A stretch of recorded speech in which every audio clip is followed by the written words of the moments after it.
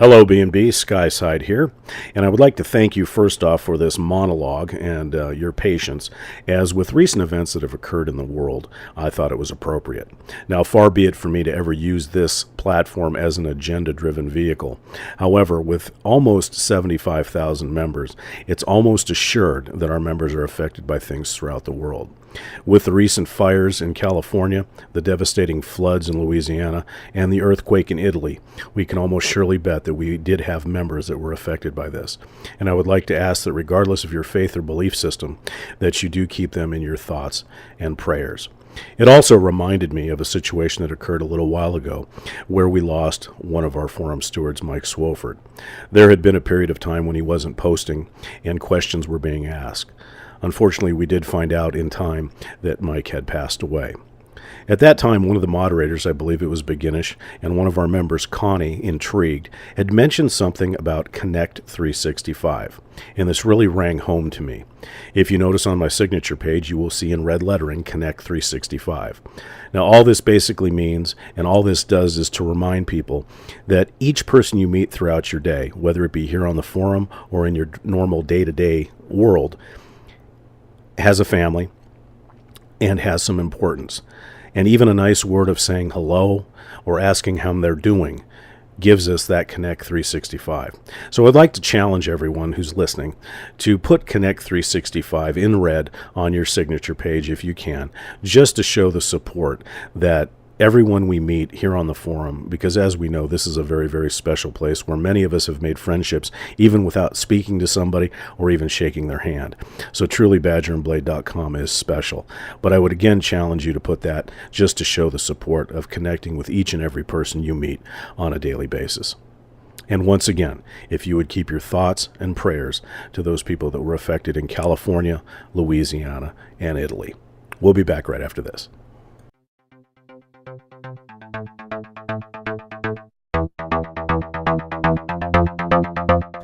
From the high desert southwest and an indiscreet shave den located in the deep recesses of Ouch's basement, broadcasting north from McMurdo Sound to Ice Station Zebra and east and west across all time zones to our members throughout the world, this is Badger and Blade Radio.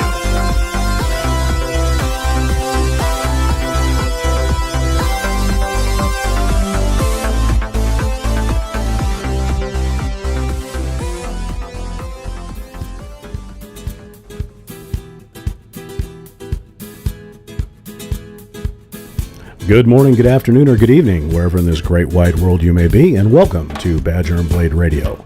On this week's episode, news and events and happenings around badgerandblade.com. And are you looking for that new rabbit hole to climb down? Yes, we're talking acquisition disorder, our Steward Spotlight interview with Claudel Xerxes from the Nib, where we will discuss everything fountain pens. This and a whole lot more right after these messages.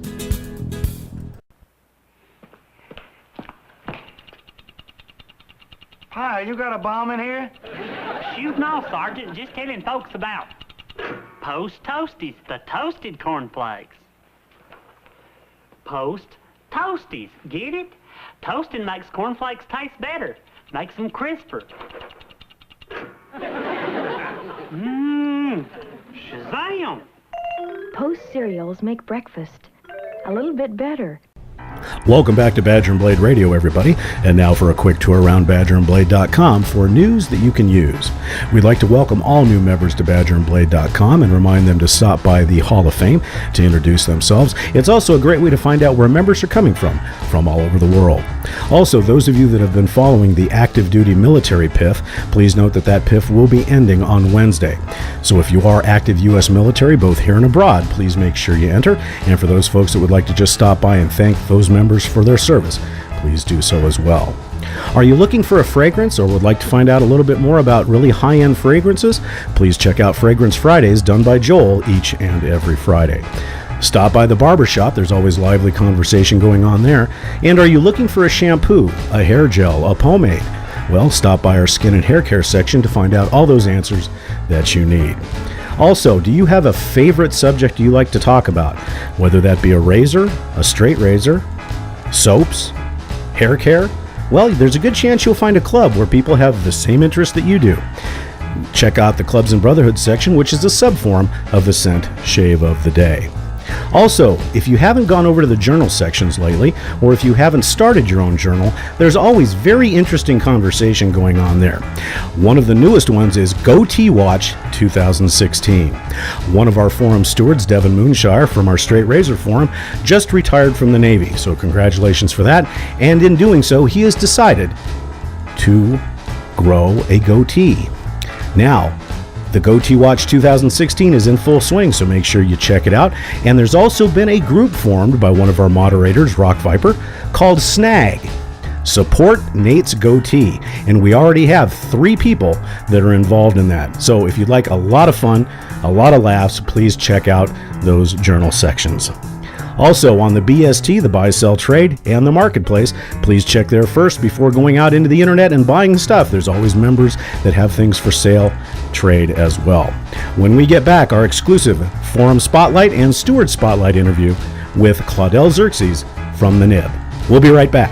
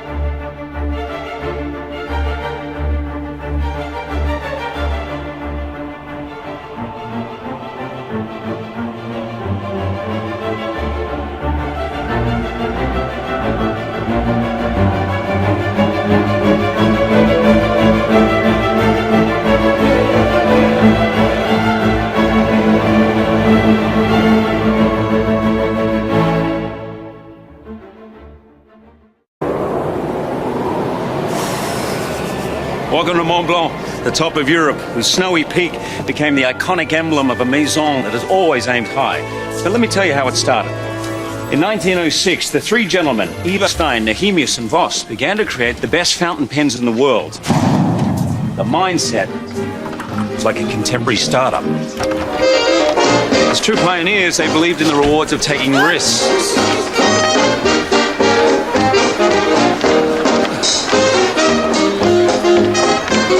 Which is ironic, since Mont Blanc's reputation was first built on safety fountain pens. With the Rouge et Noir, you wouldn't have to risk ruining your finest outfit with ink. It was an era of technical awakening. Hamburg was one of Europe's main gateways to the world. New ideas traveled faster than ever, and the young maison ventured out across the ocean. This spirit was captured in the Mont Blanc 4810 watch collection, developed and handcrafted in Switzerland in the Maison's own watch manufacturers. Thanks. In 1924, the most celebrated writing instrument of all time was launched, the legendary Meisterstück. Soon, world leaders would use the Meisterstück to sign era-defining treaties, great writers to draft groundbreaking novels, and special agents to defeat their enemies. To this day, the Maison's collections are crafted to inspire those who lead the way. So, the world is ready for the pioneer in you.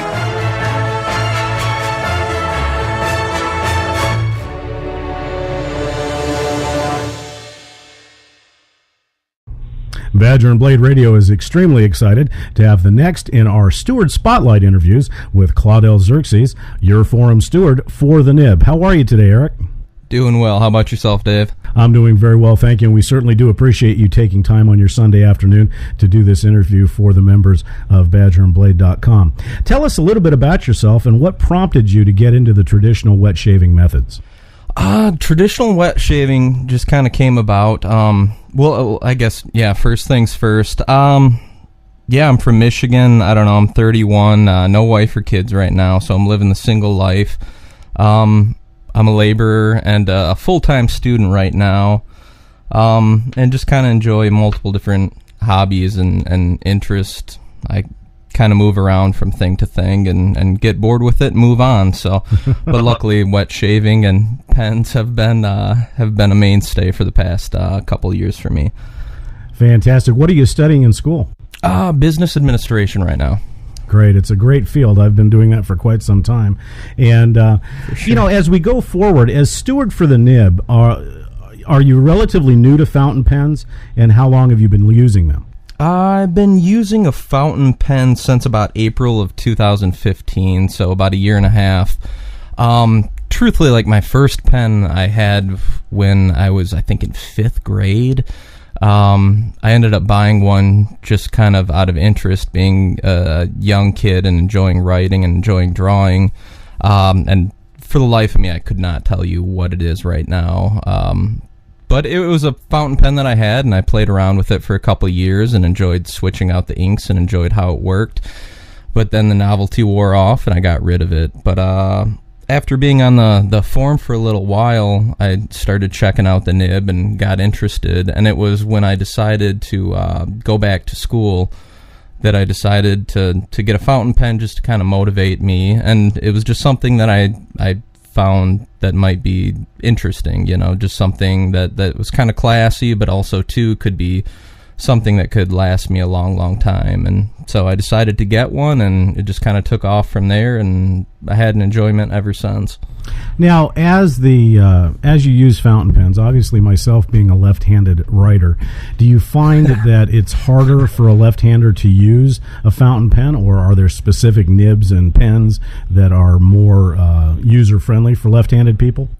There are certain pens and nibs that they do make for left-handed people, but I've had quite a few people say that, they're left-handed, they can't use it because it'll smear, but I've had to change my technique when I started using a fountain pen to use them correctly, and certain types of nibs lend themselves to certain type of techniques and where you hold your pen. And so to me, it's one of those things where I feel a left-handed person, it's somewhat of an excuse to not try to use them, but you should definitely try it out. I've had to use what's called an underhand technique, where you hold your hand below the line, and there's no possibility of you smearing your hand unless it's you're bringing your hand up further than the line that you're writing on. So there's definitely techniques that you can use to correct it, and I don't think any left-handers should be left out of using fountain pens.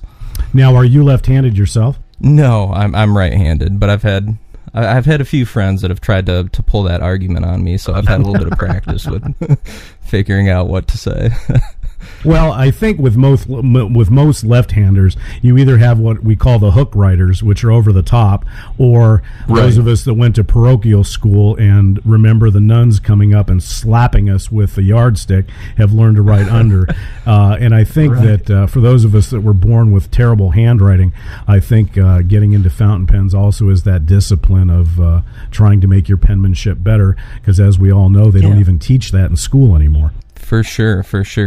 And that's actually part, I don't consider myself at all to have good handwriting by any stretch of the imagination, but that's something that also intrigued me about getting a fountain pen and about using a fountain pen, was to try to improve my penmanship. And truthfully, it was I think the thread that got me going on it was about John Hancock's signature in the Declaration of Independence. And just reading, there was only a few comments, but just starting to think about how penmanship, how important it is, and how back in the day, like your signature was everything, and it would really define who you were, and obviously sign legal documents and all that. But it was just something that sparked my interest and got me thinking definitely about getting into fountain pens again.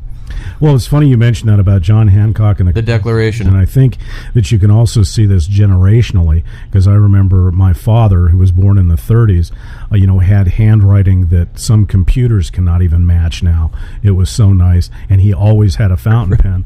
And then for some reason, when we were in school, they taught penmanship, but, it was just one of those other subjects that we didn't want to pay attention to as we were throwing spit wads across the room.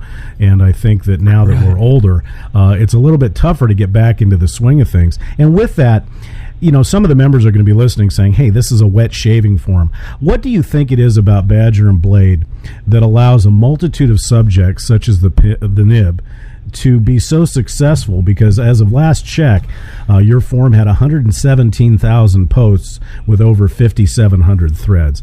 What do you think the correlation is between Badger and Blade and other types of subjects other than wet shaving? Well, I think it's a few things, Dave. I think partially it has to do with traditional practices. I think with wet shaving, it's obviously a traditional method of shaving. It's nothing like the new systems like the cartridge or an electric razor. And I think that's what fountain pens also come to tie in. It just has to do with that kind of classic, more of what we consider like the romanticized idea of a gentleman. Just being more refined and being more classic with a lot of things that we use. And I think with fountain pens and with wet shaving, it's a very deliberate act. It's not just scribbling around, doodling, roller balls, just messing around and just trying to play with them. I think it's something that you really pay attention to what you're doing while you're doing it. And it's just, I guess to me, it transcends, it's one of those things where just people of the same tradition, of the same ideas kind of tend to flock, birds of a feather type of thing. Well, and I think you hit the nail right on the head. I think that it's rather than, as most of us when we first started shaving, it was a chore. When we had to write a letter, it was a chore, because now we can just type it into our word processor or our computer and just go from there. So I think it's almost a deliberate act, like you said. Therefore, we enjoy the experience a lot more. Would you agree with that? Oh, very, very much so. Yeah, 100%.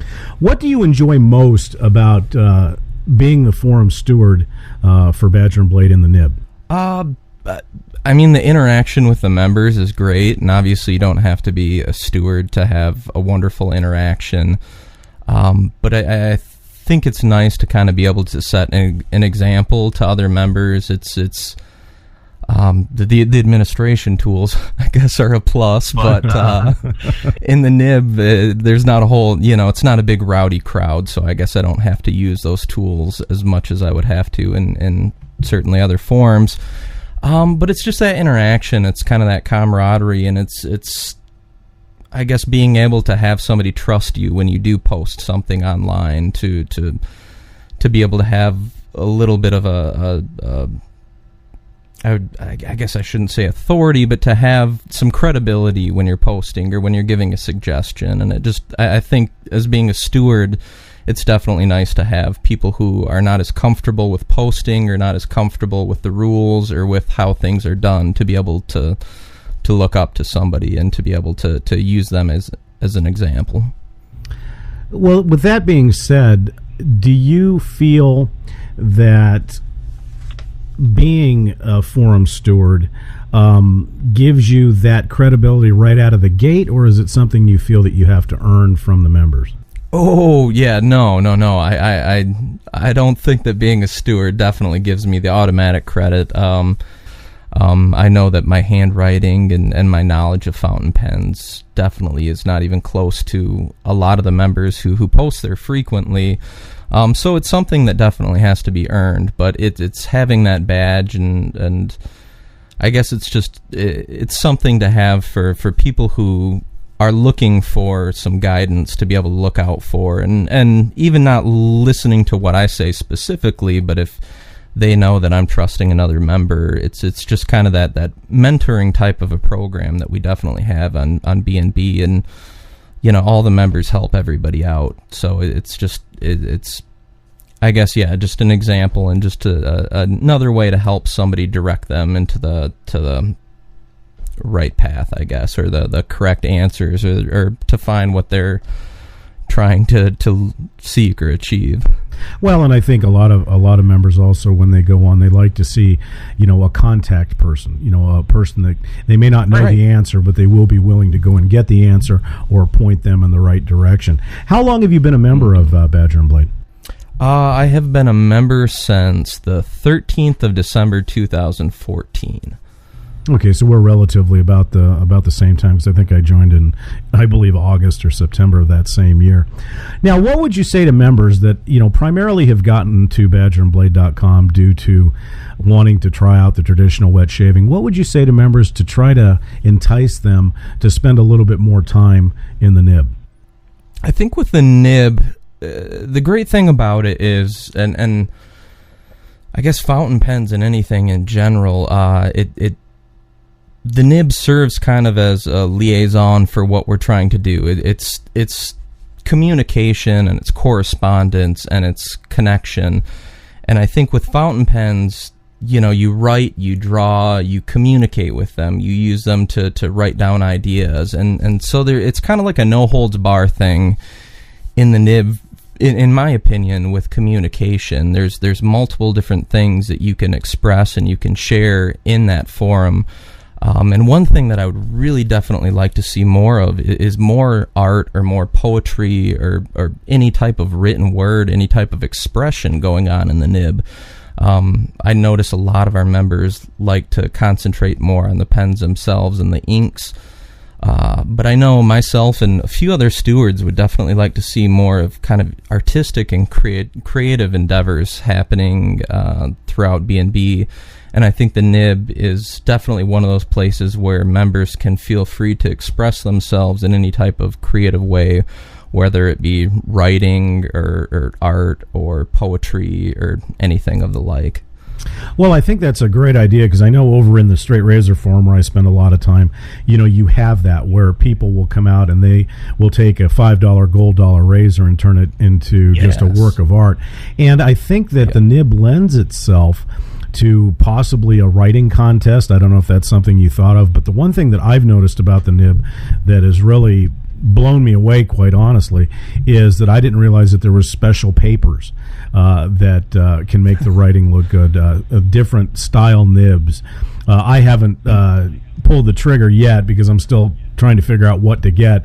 I did have a Waterman pen that I had for years and years and years, and my lovely wife has told me that it has disappeared. I know she still has it because she is our resident pen thief, but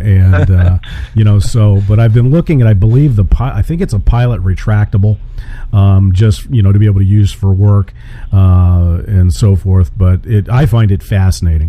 I'm fortunate enough to, one of my clients was the technical advisor and the president of, I guess there's a large fountain pen guild, I guess, or association in the United States, and he was also the technical advisor for Lamy Pens. So he's also shown me his collection. And those of you out there that think that the wet shaving and the straight shaving AD can dip into your wallet, wait till you get into fountain pens. And that leads us to our next question. So how many fountain pens do you currently own, and how bad is this acquisition disorder for you? All right, actually, with myself, the acquisition has not been too much of a beautiful burden, I guess it would be, to have that many pens. I like the way you put that.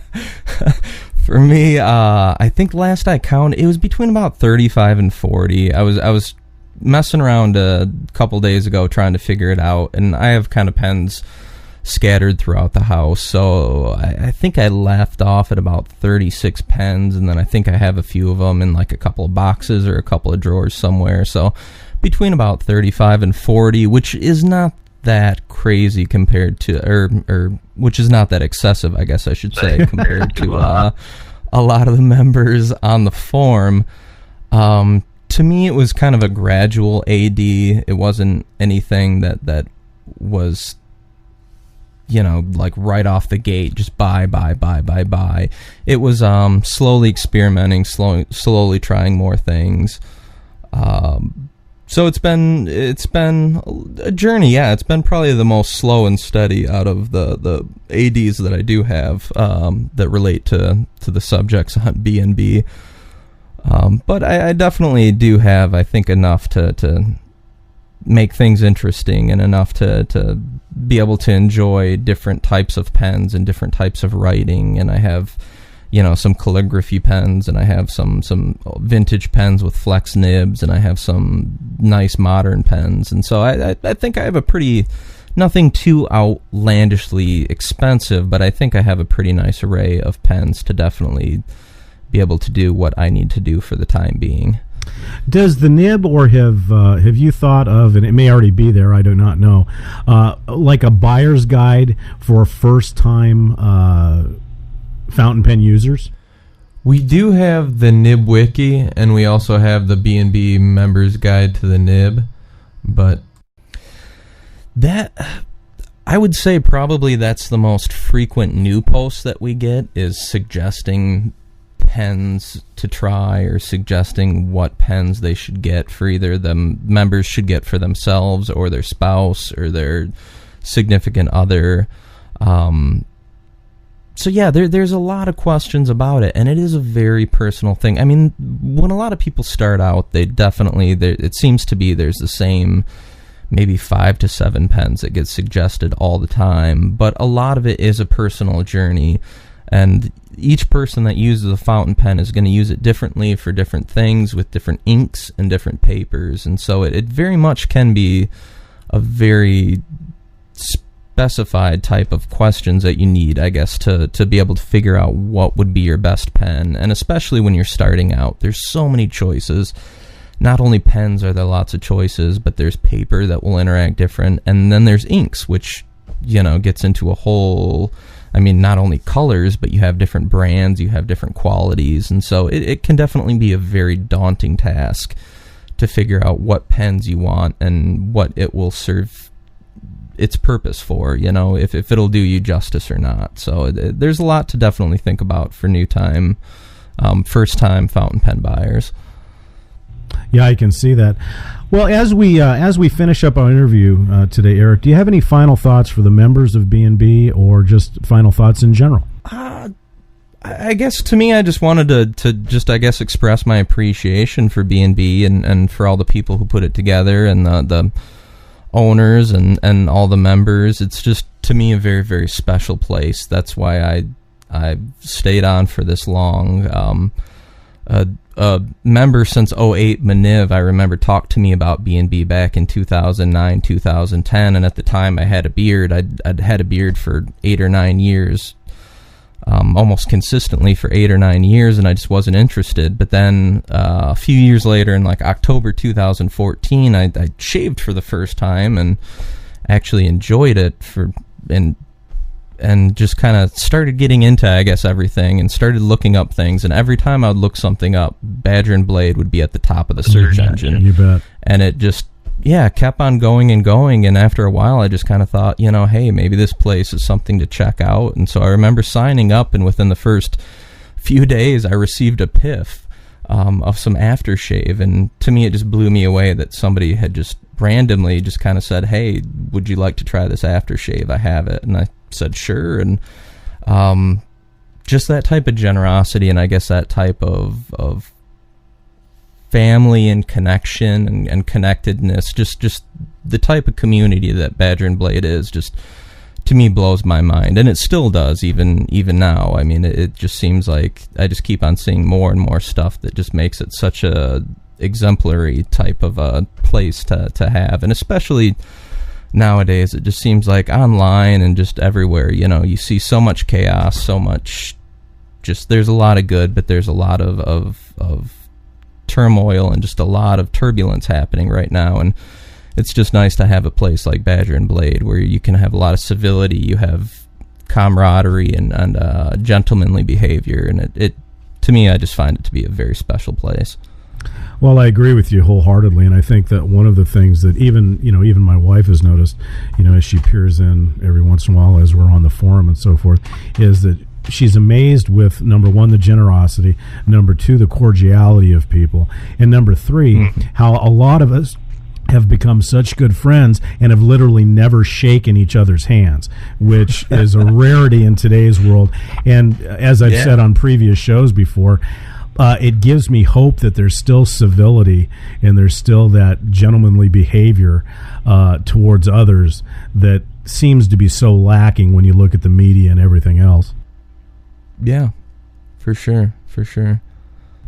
Well, Eric, I'm sure on behalf of the Badger and Blade members and everyone, we certainly thank you for taking the time to give us a little bit of an insight of the forum nib, because there's a lot more to a fountain pen and this hobby than just pens, as you've said, and I know that you've just scratched the surface. So once again, on behalf of Badger and Blade Radio and badgerandblade.com, we'd like to thank you for your time today, and hopefully we can get the B&B members to spend a lot more time in your forum. For sure. Well, thank you, Dave. And even though I can hardly remember a word that I just said, but no, I appreciate you having me on here. No problem. Thanks again. You have a wonderful day. All right. Thanks. You too, Dave. Well, that brings another episode of Badger and Blade Radio to a close, and we'd certainly like to thank all of you for listening. Also, we'd like to once again extend thank you to Claudel Xerxes, Forum Steward for the Nib, for our Steward Spotlight, and it will be very interesting to see how many people go out and buy pens and ink after that wonderful interview. Don't forget to check out our vendor section here on badgerandblade.com, as we have a wide selection of vendors for you to peruse. Also, the Sue Moore Memorial Auction will be only about a month and a half away, so if you'd like to get involved, please check out that thread as well. As always, we'd like to thank the moderators and stewards for the hard work they do each and every day, as well as the administrators and owners of badgerandblade.com for bringing us this wonderful venue to spend time at. Also, don't forget that if you have any suggestions for the Badger and Blade Radio Show, please go ahead and note that on the thread in the video library, and we will certainly do our best to get that integrated. We've got lots of great interviews coming up with vendors, stewards, moderators, and once again, even Ouch. I've been your host, Skyside, and we'll see you next time on Badger and Blade Radio.